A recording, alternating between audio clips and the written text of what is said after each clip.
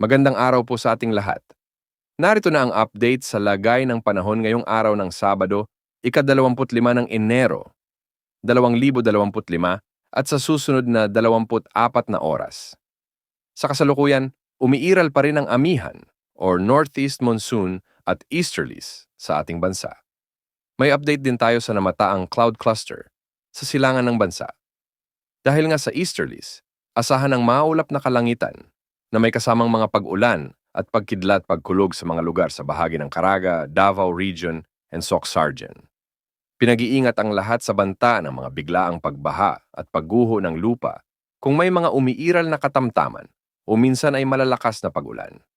Samantala, hanging amihan o northeast monsoon naman ang magdudulot maulap na kalangitan at malamig na panahon sa Metro Manila, Ilocos Region, Cordillera Administrative Region, Cagayan Valley, Central Luzon, at Calabarzon, at hindi rin inaalis ang posibilidad ng mga kalat-kalat na pag-ulan na siyang posibleng magdulot ng mga biglaang pagbaha at pagguho ng lupa. Magiging bahagyang maulap hanggang sa maulap naman ang mga kalangitan na may mga kalat-kalat na pag-ulan at may kasamang pagkidlat pagkulog sa nalalabing bahagi ng bansa.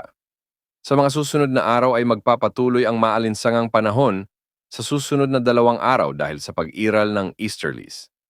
Samantalang magkakaroon naman ng northeast monsoon surge sa mga susunod na araw at mararamdaman ang mas malamig na panahon sa Ilocos Provinces, Batanes, Apayao, Kalinga, iba pang bahagi ng Cordillera Region at Central Luzon, pati na sa Metro Manila at Southern Luzon. Samantala sa mga susunod na linggo, ay posibleng magkaroon ng sama ng panahon sa loob ng ating Philippine Area of Responsibility. May posibilidad itong maging low pressure area sa mga susunod na linggo, ngunit mababa pa ang tsansa nitong maging bagyo sa ngayon ayon sa pag-asa. Posible itong pumasok ng ating area of responsibility sa mga susunod na araw at lalapit sa Eastern Mindanao or Eastern Visayas. Magdadala ito ng maulang panahon doon. Yan ang update sa lagay ng panahon. Ito po ang weather update ng Bayan Maaasahan Anumang Panahon.